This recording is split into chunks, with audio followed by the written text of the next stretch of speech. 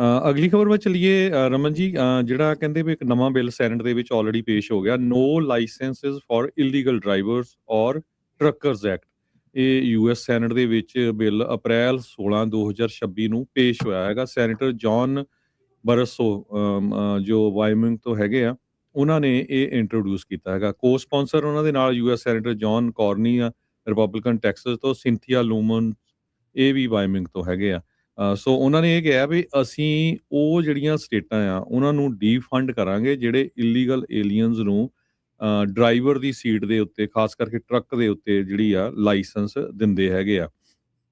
ਇਹਦੇ ਨਾਲ ਕਹਿੰਦੇ ਵੀ ਅਮਰੀਕਾ ਫਸਟ ਪੁੱਟ ਹੋਊਗਾ ਤੇ ਸਾਡੀਆਂ ਜਿਹੜੀਆਂ ਰੋਡਸ ਆ ਉਹ ਸੇਫ ਰਹੂਗੀਆਂ ਤੇ ਫੈਡਰਲ ਹਾਈਵੇ ਫੰਡਿੰਗ ਜਿਹੜੀ ਆ ਉਹਨਾਂ ਸਟੇਟਾਂ ਦੀ ਘੱਟ ਕਰ ਦਿੱਤੀ ਜਾਊਗੀ ਜੇ ਉਹ ਇਹਦੇ ਨਾਲ ਐਗਰੀ ਨਹੀਂ ਕਰਦੇ ਹੈਗੇ।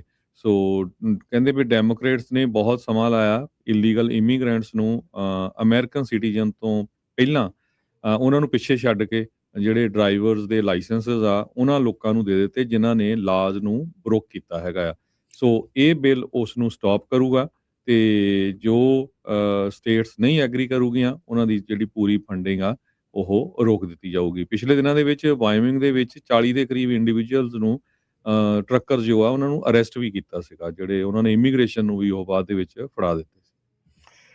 ਮੇਰੇ ਖਿਆਲ ਦੇ ਵਿੱਚ ਹਰਜੋਤ ਭਾਜੀ ਤੇ ਰਾਜਕਰਨ, ਇਹ ਬਹੁਤ ਗਲਤ ਅਪਰੋਚ ਹੈਗੀ ਆ। ਇਹ ਬਿਲਕੁਲ ਸਹੀ ਅਪਰੋਚ ਨਹੀਂ ਹੈਗੀ। ਇਹ ਸਿਰਫ ਲਾ ਆਪਣੇ ਕਹਿੰਦੇ ਨੇ ਨਾ ਕਿ ਆਪਣੀਆਂ ਰੋਟੀਆਂ ਸੇਕਣ ਦੇ ਮਾਰੇ ਨੇ ਲੋਕੀ ਜਿਹੜੇ ਆ ਨਵੇਂ ਤੋਂ ਨਵਾਂ ਲਾ ਜਿਹੜਾ ਅੱਜ ਦੀ ਤਰੀਕ ਦੇ ਵਿੱਚ ਲੋਕਾਂ ਨੂੰ ਐ ਚਮਕਦਾ ਲੱਗਦਾ ਹੈਗਾ ਉਹ ਪੇਸ਼ ਕਰੀ ਜਾਂਦੇ ਆ। ਆਈ ਡੋਂਟ ਥਿੰਕ ਸੋ ਇਹਦੇ ਨਾਲ ਕੋਈ ਵੀ ਚੀਜ਼ ਜਿਹੜੀ ਆ ਉਹ ਠੀਕ ਹੋਣ ਵਾਲੀ ਆ ਜਾਂ ਕੋਈ ਵੀ ਚੀਜ਼ ਨੂੰ ਜਿਹੜਾ ਆ ਉਹ ਬੈਨੀਫਿਟ ਹੋਣ ਵਾਲਾ। ਬੇਸਿਕਲੀ ਕਰਨ ਦੀ ਕੀ ਲੋੜ ਹੈਗੀ ਆ ਕਿ ਜਿਹੜੇ ਐਗਜ਼ਿਸਟਿੰਗ ਲਾਜ਼ ਹੈਗੇ ਆ, ਜਿਹੜੀ ਟ੍ਰੇਨਿੰਗਸ ਹੈਗੀਆਂ, ਜਿਹੜੀਆਂ ਇਹਨਾਂ ਦੇ ਹੋਰ ਚੀਜ਼ਾਂ ਹੈਗੀਆਂ ਜਿਹੜੀਆਂ ਕਰਨ ਵਾਲੀਆਂ ਹੈਗੀਆਂ ਉਹ ਕਰਨੀਆਂ ਚਾਹੀਦੀਆਂ ਹੈਗੀਆਂ। ਜਿਹੜਾ ਜਿਹਨੂੰ ਇਹ ਇਲੀਗਲ ਇਮੀਗ੍ਰੈਂਟ ਕਹਿੰਦੇ ਹੈਗੇ, ਇਲੀਗਲ ਇਮੀਗ੍ਰੈਂਟ ਜੇ ਬਾਰਡਰ ਕ੍ਰਾਸਿੰਗ ਕਰਕੇ ਆਇਆ ਹੈਗਾ, ਬਾਰਡਰ ਕ੍ਰਾਸ ਕਰਕੇ ਆਣ ਕੇ ਉਹਨੇ ਆਪਣਾ ਕੋਈ ਪੇਪਰ ਵਰਕ ਲਿਆ ਹੈਗਾ ਜਾਂ ਸਾਰੇ ਜਿੰਨੇ ਵੀ ਆਪਣੇ ਇੱਥੇ ਕਮਿਊਨਿਟੀ ਦੇ ਵਿੱਚ ਕਹਿ ਲਓ, ਆਪਣੀਆਂ ਦੂਜੀਆਂ ਸਾਰੀਆਂ ਕਮਿਊਨਿਟੀਜ਼ ਦੇ ਵਿੱਚ ਲੋਕੀ ਆਉਂਦੇ ਹੈਗੇ ਆ ਔਰ ਇੱਥੇ ਜਿੰਨੇ ਵੀ ਆਏ ਹੈਗੇ ਆ, ਕੋਈ ਲੀਗਲੀ ਆਇਆ ਹੈਗਾ, ਕੋਈ ਇਲੀਗਲੀ ਆਇਆ ਹੈਗਾ, ਆਣ ਕੇ ਪੇਪਰ ਵਰਕ ਕਰਕੇ ਦੇ ਗਾਟ ਇਨਟੂ ਦ ਮੇਨ ਸਟ੍ਰੀਮ। ਉਸ ਤੋਂ ਬਾਅਦ 'ਚ ਜਦੋਂ ਆਪਣਾ ਉਹ ਘਰ-ਬਾਰ ਚਲਾਉਂਦੇ ਆ, ਜੇ ਹੁਣ ਕਿਸੇ ਨੂੰ ਤੁਸੀਂ ਬਾਰਡਰ ਕ੍ਰਾਸ ਕਰਕੇ ਆਇਆ ਆ, ਉਹਨੂੰ ਤੁਸੀਂ ਵਰਕ ਪਰਮਿਟ ਦਿੱਤਾ ਹੈਗਾ ਤੇ ਵਰਕ ਪਰਮਿਟ ਦੇਣ ਦਾ ਮਤਲਬ ਇਹ ਹੈਗਾ ਕਿ ਤੁਸੀਂ ਉਹਨੂੰ ਵਰਕ ਕੰਮ ਕਰਨ ਦੀ ਇਜਾਜ਼ਤ ਦਿੱਤੀ ਹੈਗੀ ਆ। ਸੋ ਵਰਕ ਪਰਮਿਟ ਆ ਉਹਦੇ ਤੇ ਕੋਈ ਜਾਂ ਤਾਂ ਦੇਖੋ, ਜਾਂ ਤਾਂ ਬੇਸਿਕ ਕਰੋ ਨਾ, ਜਾਂ ਤਾਂ ਤੁਸੀਂ ਇਜਾਜ਼ਤ ਨਾ ਦਿਓ, ਉਹਨੂੰ ਕੰਮ ਕਰਨ ਦੀ ਇਜਾਜ਼ਤ ਨਾ ਦਿਓ। ਠੀਕ ਹੈ ਨਾ, ਗੱਲ ਖਤਮ ਹੋ ਗਈ।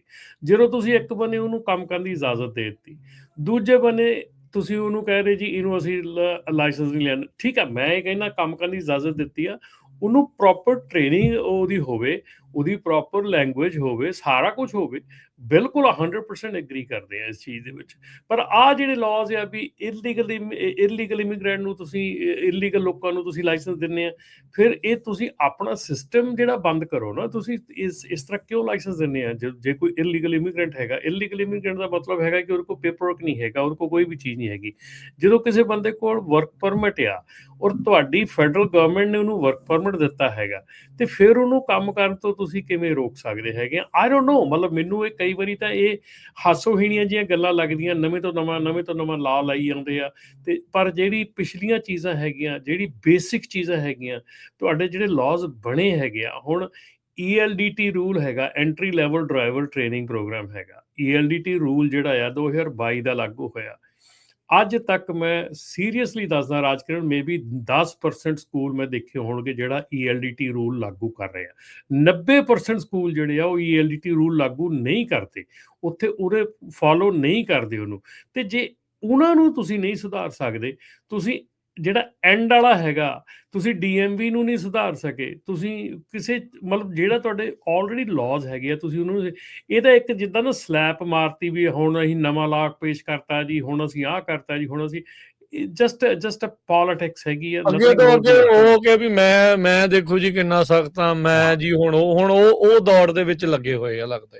ਹੁਣ ਉਹੀ ਚੀਜ਼ ਆ ਆਪਣੇ ਰਾਜਕਰਨਵੀਰ ਸਿੰਘ ਜੀ ਤੇ ਰਮਨ ਭਾਜੀ, ਇਹ ਸੇਮ ਚੀਜ਼ ਆ ਵੀ ਜਿੱਦਾਂ ਹੁਣ ਜਦੋਂ ਬਿੱਲ ਇਹਦੇ ਨਾਲ ਬੈਕਲੈਸ਼ ਬਹੁਤ ਹੋਣਾ ਆ, ਹੇਟ ਵੱਧਦੀ ਆ।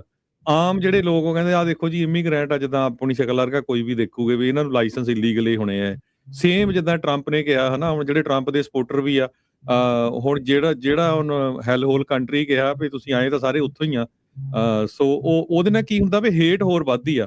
ਜਿਹੜੇ ਉਹਨਾਂ ਦੇ ਮੈਗਾ ਸਪੋਰਟਰਸ ਆ ਉਹ ਕਿਸੇ ਹੋਰ ਨੂੰ ਦੇਖੂਗੇ, ਇਮੀਗ੍ਰੈਂਟ ਨੂੰ, ਉਹ ਸਾਰੇ ਉਦਾਂ ਦੀ ਸੋਚੂਗੇ।